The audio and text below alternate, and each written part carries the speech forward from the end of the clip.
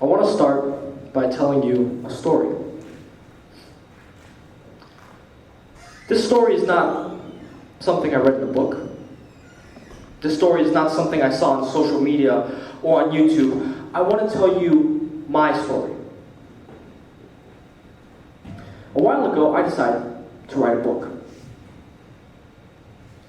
Now, for some reason, saying I decided makes the process sound kind of spontaneous.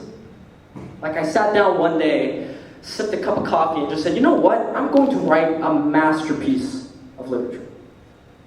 That's not how it happened. This story idea had been living in my head for a couple months now.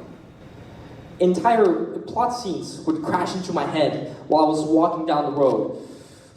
Entire scenes would play out in front of my eyes like movie trailers. I really wanted to write the story. And yet I didn't write a single word. Why? Well, whenever I opened up my laptop, opened up a blank Google Doc, a voice in me spoke. It told me, you're not a real author. You'll start and then give up, like always. You'll be laughed at. This idea just isn't good enough. So I didn't write. I made excuse after excuse for myself. I said, you know what? I'm right. This idea isn't good enough. Or, I'm too busy. Or, I'll just do it later. I procrastinated. And then one day, the idea just became too much. It was burning a hole in my brain. And I just thought, you know what? What if I just start? So I opened up my laptop. Blank document, cursor blinking. I wrote one clumsy, awful paragraph. Then I wrote another. Then I wrote another. That night, I didn't finish a book, but I started one. And you know what? That was everything. Now, I'm not telling you the story because I want to try to convince you that I'm some kind of creative genius. I want to tell you the story because I want to convince you that I'm not. I'm just like you. A high schooler, a student, a teenager, a person trying to make sense of the world and maybe leave a little mark on it with my creativity. I'm a member of the youth. And the youth are some of the most creative people on this planet. Unfortunately, most of us never really tap into the full potential of our creativity. Why? Well, that's what I'm here today to explore. And more importantly, how do we as high schoolers unlock our creativity? Let's start off with the problems. The strange paradox of creativity in youth is that it's scientifically proven that most children are more creative than adults. But following this logic, the youth should be at the peak of creative jobs, right? Being a writer, being a musician, being an artist, but we're not. Because when it comes to creating something real, we freeze up. We freeze up when it comes to creating something real. Why? Well, there are three main problems that hold us back. Number one, we're afraid of failure. And I mean deathly, deeply afraid of failure. Listen, I completely understand that, because that is a perfectly human emotion to feel. Most of us have grown up in societies where failure means losing marks. Red X's on tests, awkward silences in class when we speak up and get the wrong answer. And worst of all, someone looking at you dead in the eyes and telling you that you're not good enough. That's what we're afraid of. But I'm here to tell you today that unfortunately, like it or no, creativity needs failure. You can't skip it. You can't avoid it. Failure is not shameful. It's a sign that we're learning. Every good idea starts with a bad one. Every musician makes songs that will never see the light of day. Every coder makes bugs. If we keep thinking about failure as something to hide, we'll never give ourselves permission to grow.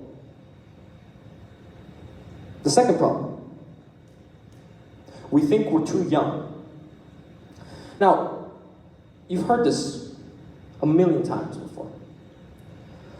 You won't understand now. I'll tell you when you're older, or wait until you're an adult, or just focus on school for now. Raise your hands if you've heard that before. That's about right. Yeah. You know, as youth, there's this unspoken rule that there's this invisible age line we have to cross before we do anything that matters. And this kind of thinking makes us start to doubt ourselves. This kind of thinking makes us feel that we're too young, so we need permission. That we need permission to create. That we need permission to lead or to build. But some of the world's greatest ideas come from the minds of youth. Kids who have completely ignored the invisible age line. Kids who have created something despite their age. Let me give you an example. Frank Epperson was only 11 years old when he created the world's first popsicle. Do you understand how different your life would be without him? Heavens forbid, the orange creamsicles wouldn't exist now. It all came from the mind of a brilliant 11-year-old. So, what I want to tell you today is that the world doesn't need you to be older. It just needs you to be bold. To be bold about creating. To be bold about leading. Because you're not too young. You're not too young to make a difference in this world. The third issue is that we are overbooked. Between schools, part-time jobs, extracurriculars, and trying to have any remnant of a social life, we often deprioritize creativity. We're so stressed that most of the time, creativity ends up at the bottom of our to-do list, if it even makes that list at all.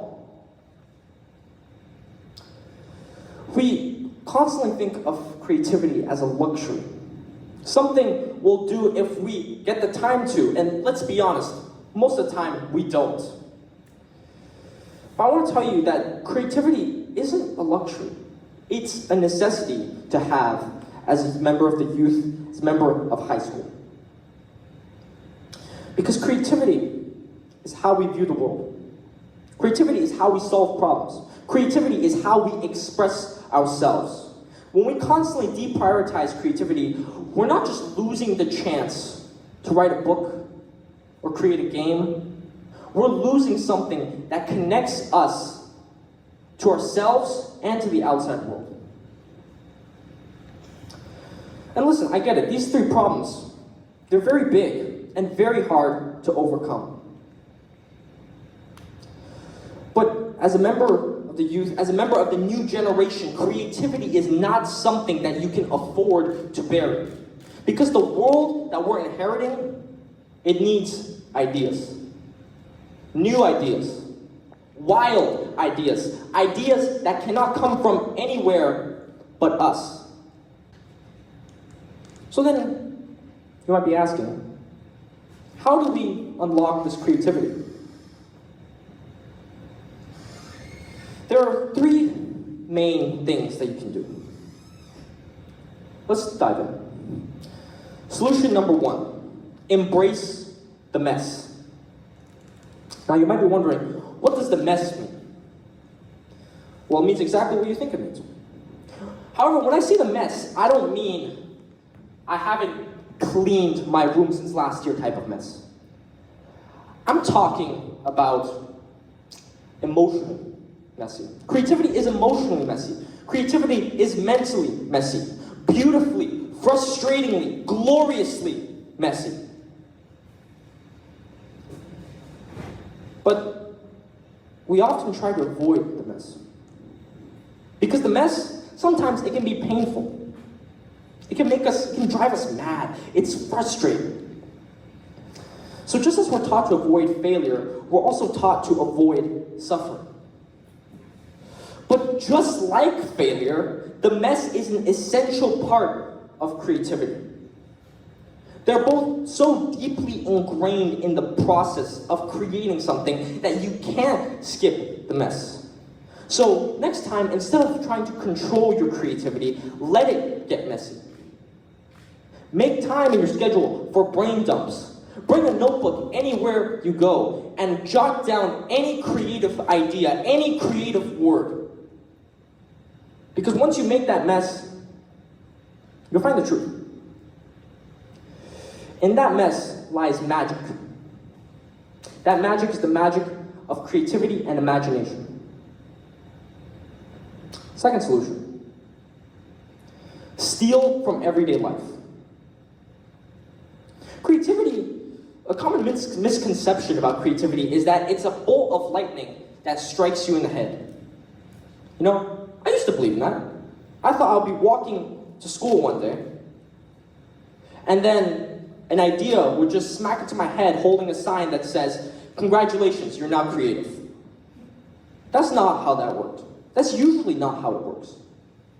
Because creativity doesn't come from some mystical inner well. Creativity comes from inspiration. Creativity comes from curiosity. Creativity comes from connecting with the outside world. Creativity comes from looking at something and just asking one more weird, wacky question. Ask yourself, how come? Ask yourself why. Ask yourself when. Ask yourself everything. And turn all those ideas into fuel for your creativity. I'll give you an example. I was walking in the hallway one day, and I overheard this kid say, and I will never forget these words, by the way. This kid said, I only eat the crust of pizzas because the cheese is too emotional. What does that mean? I have no idea, but that quote was perfect in so many different ways.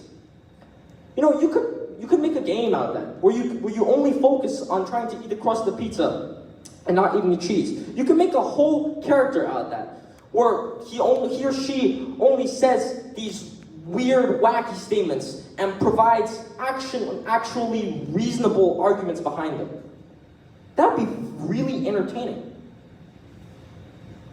So I just want you to take away that creativity can come from everything else, from the outside world, from everything you see. And that's the other thing, by the way. Here's a bit of truth. You ready for this? Stealing is okay. And before all the teachers start reaching for their pitchforks, I don't mean plagiarism. Plagiarism is bad. Plagiarism gets rid of our creativity. I'm talking about inspiration. I'm talking about remixing. I'm talking about taking two elements from different things and fusing them together in a ways the world has never seen before. Because good creators look inside themselves for ideas. Great creators look everywhere. Now, the third thing I want to bring to you today is perhaps the most important out of all of these solutions. Is to ignore the voice inside you.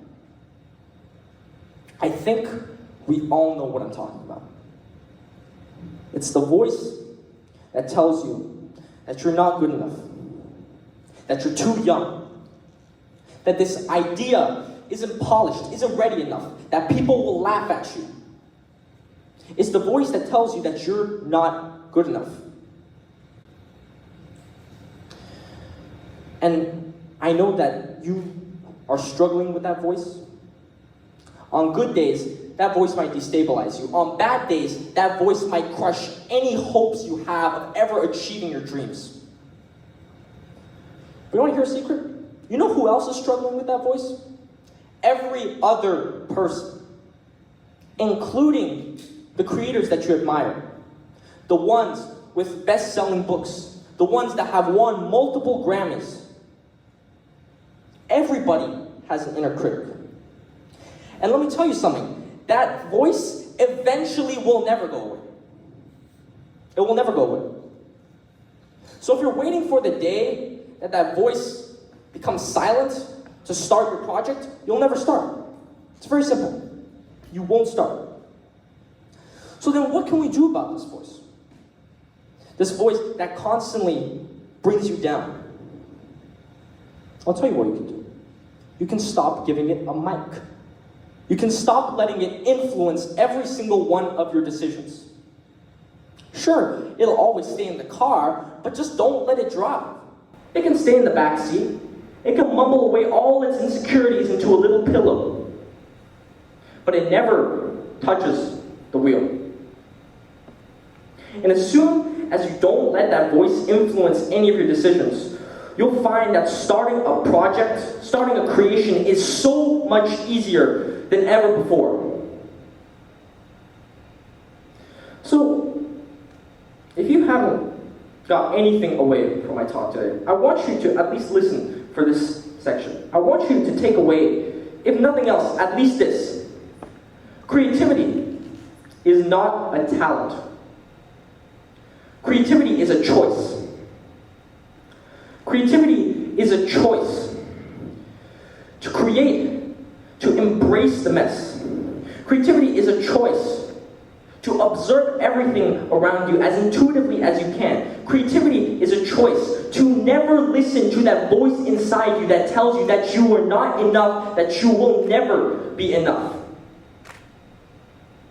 As high schoolers, we're not too young to start. We're just young enough to start. Oh, and by the way, remember those three paragraphs I talked about in the beginning? Those 3 paragraphs have transformed into 5 chapters of undoubtedly the greatest writing I have ever done in my entire life. Sure, it's not a full book, but it is so much closer. So go out there. Create. Write your books, write your songs, design your apps, create your games. Make your weird, beautiful things. And you know, someday someone younger will come to you. And they'll want to hear your story. And they'll want to hear about what you've created. And I want you to tell them what I've told you today. And help them realize that they too are not too young to create. We're high schoolers. We're not too young. We're just at the beginning of our story. And that's the perfect place to start. Thank you so much for having me.